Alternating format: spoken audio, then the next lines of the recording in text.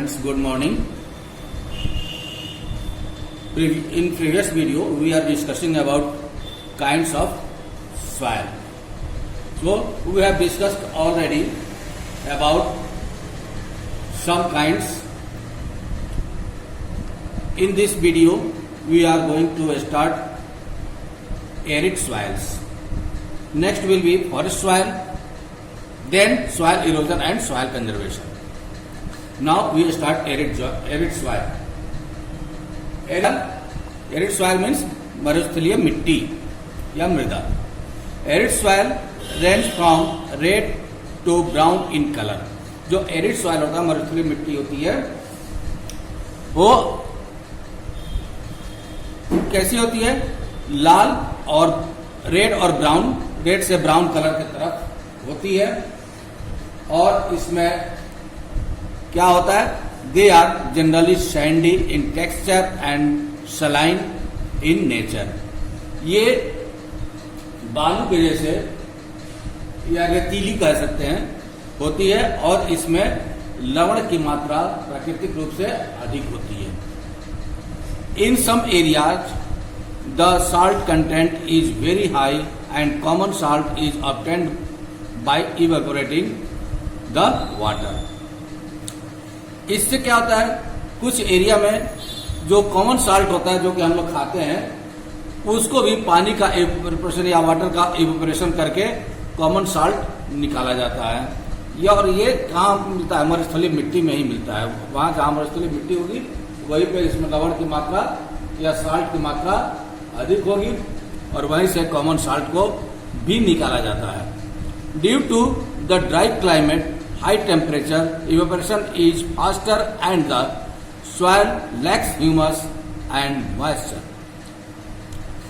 तो dry climate, high temperature होने के कारण इवेपोरेशन की जो क्रिया होती है वो फास्टर होती है, बहुत तेजी से होती है. और इस मिट्टी में, इस सॉइल में ह्यूमस और मॉइस्चर की मात्रा की कमी होती है ना. The lower horizons of the soil are occupied by concrete because of the increasing calcium content downwards. The concrete layer formation in the bottom horizons restrict the infiltration of water. तो इसमें हम देखते हैं कि शुष्क जलवायु और उच्च तापमान के कारण जो इवेपोरेशन होता है उसकी दर अधिक होती है और इस मिट्टी में ह्यूमस और नमी की मात्रा कम होती है. ठीक है. और मिट्टी की सतह के नीचे क्या पाया जाता है? मिट्टी की सतह के नीचे कैल्शियम की मात्रा बढ़ती चली जाती है. ठीक है. मिट्टी की सतह के नीचे जो ऊपरी सतह होता है उसके नीचे हम जैसे जाते हैं तो कैल्शियम की मात्रा बढ़ती जाती है. और इनफिल्ट्रेशन, ठीक है, इनफिल्ट्रेशन अवरुद्ध हो जाता है यानी रुक जाता है. ठीक है. इस मिट्टी को सही तरीके से सिंचित करके कृषि योग्य बनाया जा सकता है. और जैसे जैसे हम नीचे जाते हैं इसके कारण मिट्टी में जल स्थल अंतः स्पंदन या इनफिल्ट्रेशन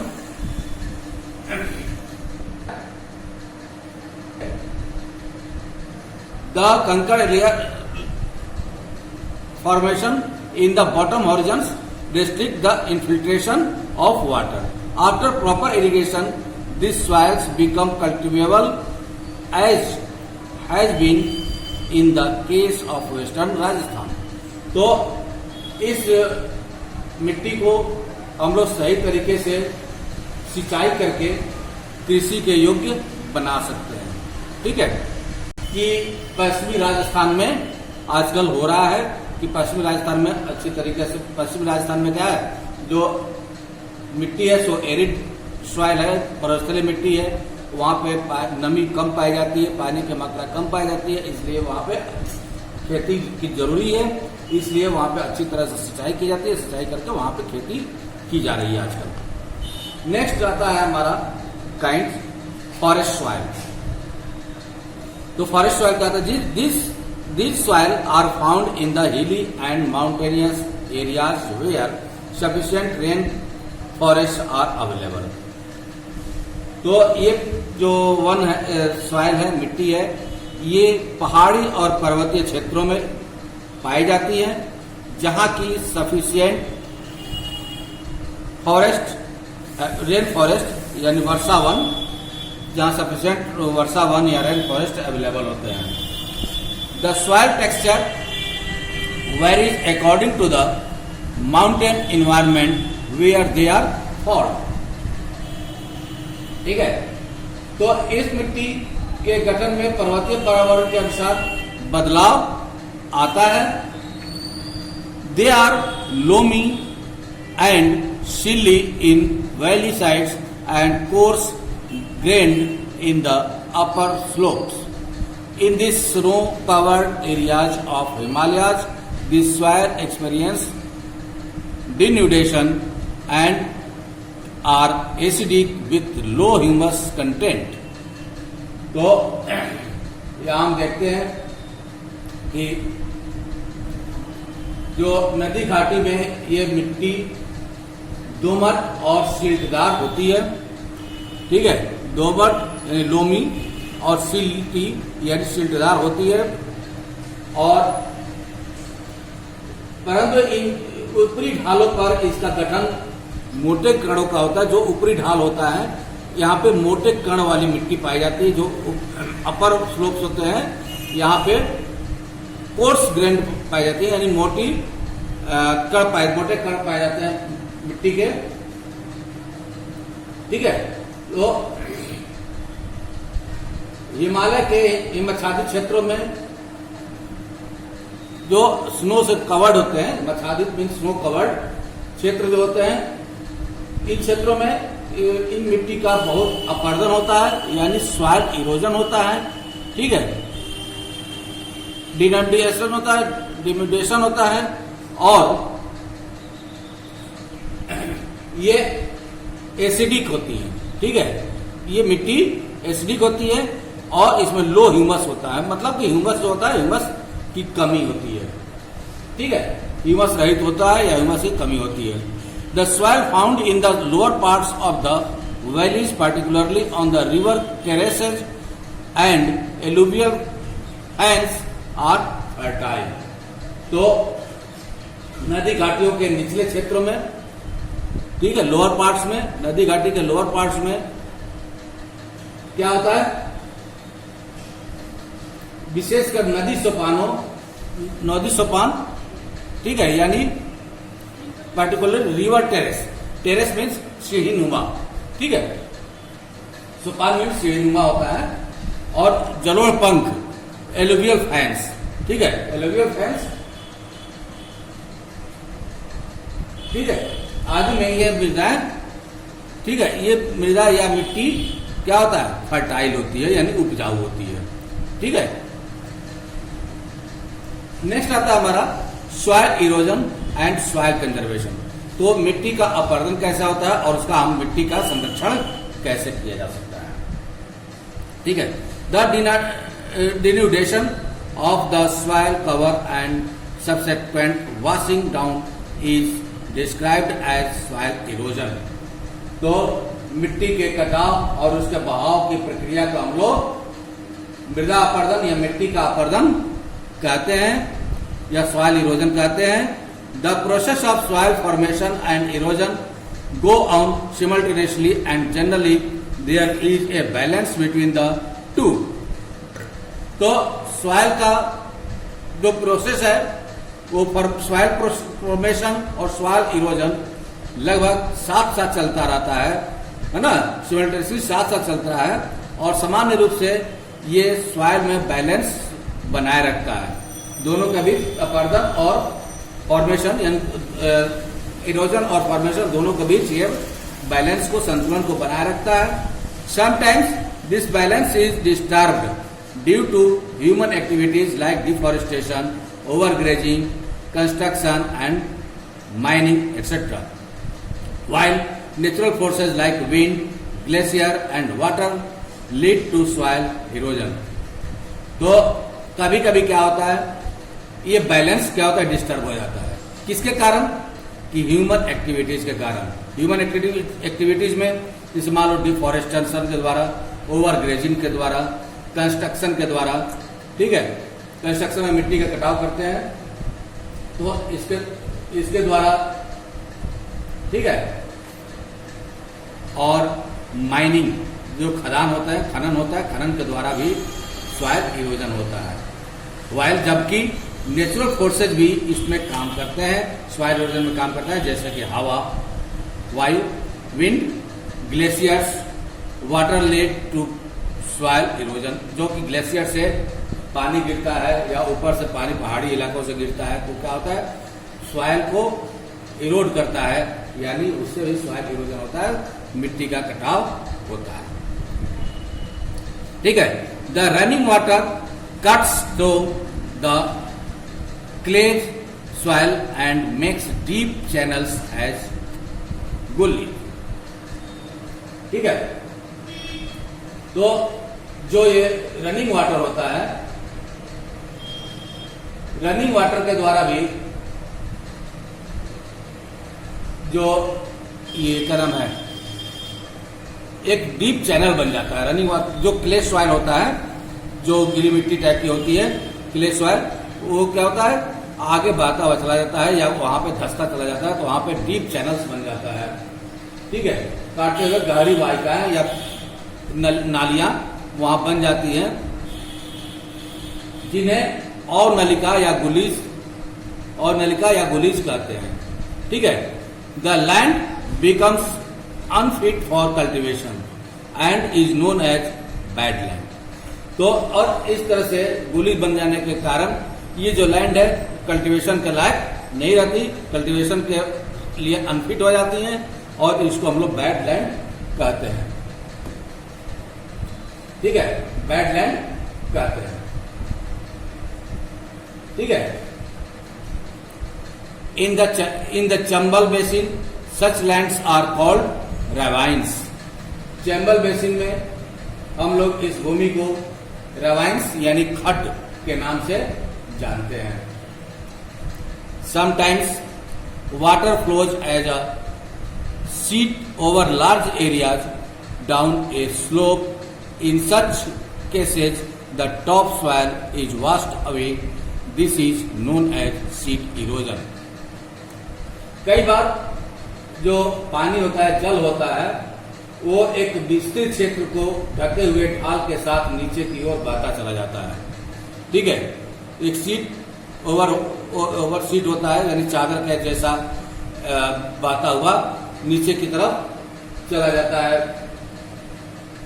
ऐसी स्थिति में इस क्षेत्र की ऊपरी जो मिट्टी होती है धूल कर जल के साथ बह जाती है। जो टॉप सॉइल होता है वो क्या होता है, धूल करके किसके साथ, पानी के साथ बह जाता है। This is known as sheet erosion. इसको हम लोग सीट इरोजन या चादर अपरदन के नाम से जानते हैं। ठीक है, wind blows loose soil of flat or sloping land known as wind erosion। जो हवा होती है पवन के द्वारा या हवा के द्वारा मैदानी भागों में या ढालू क्षेत्रों में मिट्टी को उड़ा करके एक जगह से दूसरे जगह ले जाई जाती है, और इस क्रिया को हम लोग पवन अपर्दन या वायु अपर्दन या विंड इरोजन कहते हैं। Soil erosion is also cause due to defective methods of farming. Ploughing is a wrong way that is up and down the slope form channels for the quick flow of water leading to soil erosion। soil erosion के और भी कारण है। कौन सा, defective method of farming. तो farming के गलत तरीके,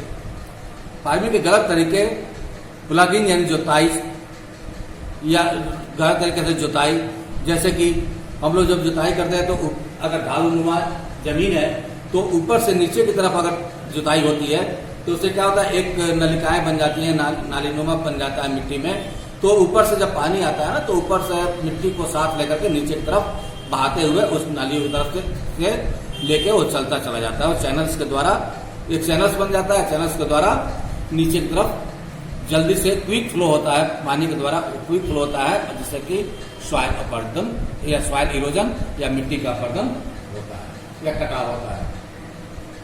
ठीक है। Ploughing along the contour lines can decelerated the flow of water down the slope. This is called contour ploughing. ठीक है। कंटोर फ्लगिंग यानी समोच्च जुताई, इसको हिंदी में कहते हैं। तो ढाल वाली भूमि पर कंटोर लाइंस यानी समोच्च रेखा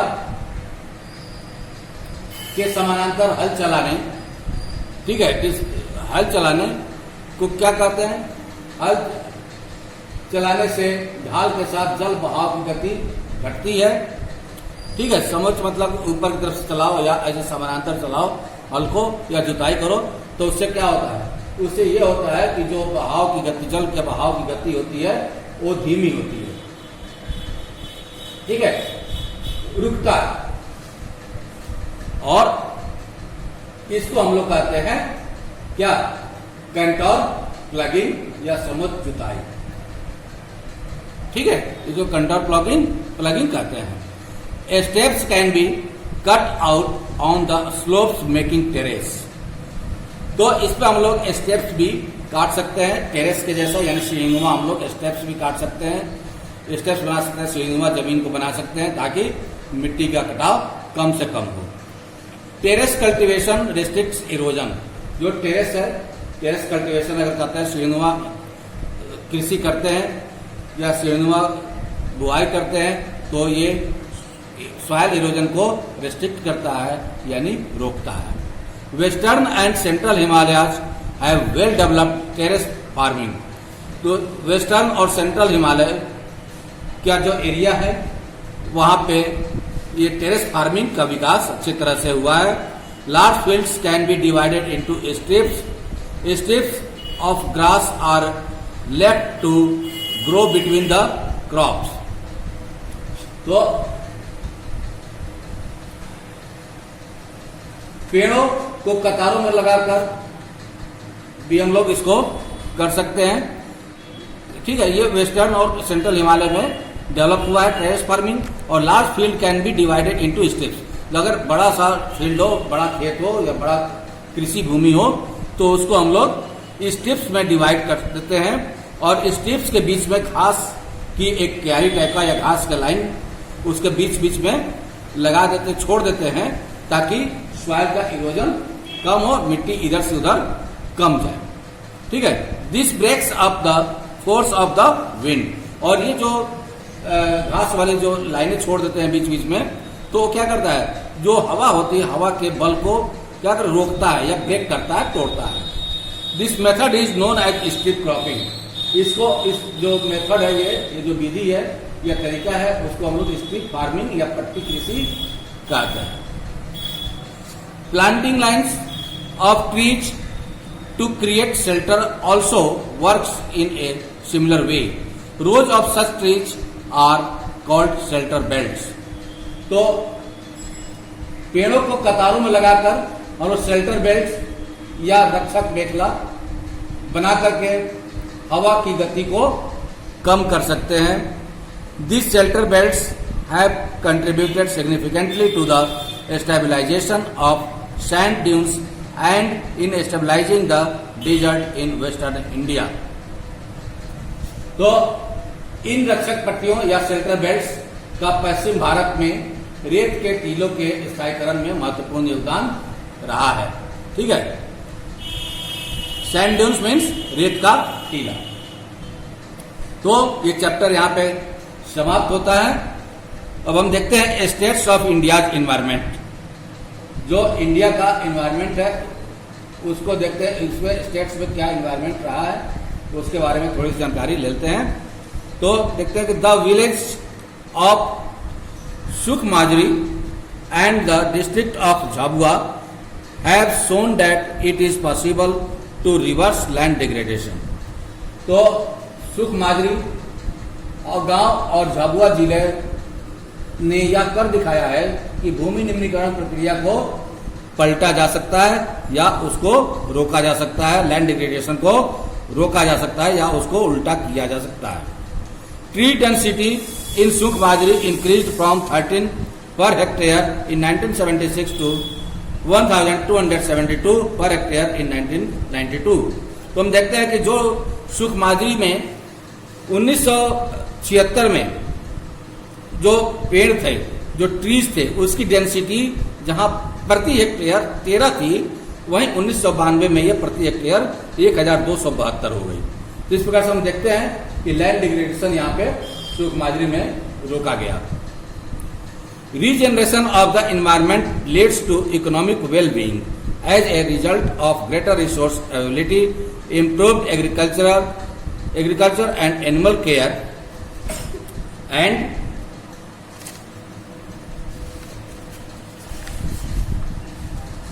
कंसेक्वेंटली इंक्रीज्ड इनकम। ठीक है, तो पर्यावरण के पुनर्जन्म से अधिक संसाधन उपलब्धता, कृषि और पशुपालन में सुधार के परिणाम स्वरूप आमदनी क्या हुआ है? इंक्रीज हुआ है, या इनकम इंक्रीज हुआ है, बढ़ती है, और समाज में आर्थिक समृद्धि आती है। जब इनकम बढ़ेगा तो समाज में समृद्धि आएगी। Average annual household income in Sukhomajri ranged from ₹10,000 to 15,000 between 1979 and 1984। जो एवरेज इनकम था, हाउस होल्ड इनकम वार्षिक रूप से एनुअली सुख माजरी में, वो 10,000 से 15,000 हो गया। कब से कब तक? 1979 से 1984 के बीच 10,000 से बढ़कर 15,000 हो गया था। Peoples management in essential for ecological restoration. ठीक है, स्थापना के लिए लोगों द्वारा इसका प्रबंधन क्या है? आवश्यक है। इकोलॉजिकल रेस्टोरेशन आवश्यक है। With people being made the decision makers by the Madhya Pradesh government, 2.9 million hectares or about 1% of India's land area are being greened across the state through watershed management। तो मध्य प्रदेश सरकार ने लोगों को स्वयं फैसला लेने का अधिकार दिया है, और वे प्रदेश की 29 लाख यानी 2.9 मिलियन हेक्टेयर भूमि, भारत का लगभग 1% क्षेत्रफल होता है, को जल विभाजक प्रबंधन द्वारा हरा भरा बना रहे, इसकी जिम्मेदारी लोगों को देता है और इसका अधिकार लोगों को देता है। कौन? मध्य प्रदेश सरकार। यहाँ पे हम एक फिगर के द्वारा भी इसको समझ सकते हैं। The citizens fifth report 1999, centre of science and environment, CSC new Delhi का रिपोर्ट है ये, इसके द्वारा भी हम इसे समझ सकते हैं। तो स्टूडेंट्स, आज इस वीडियो में ये चैप्टर एंड होता है, और आप इस चैप्टर के जितने भी क्वेश्चंस हैं उसको करेंगे, और करने के बाद आप इसे पोस्ट करेंगे, चेक करके आपको भेजा जाएगा। ओके।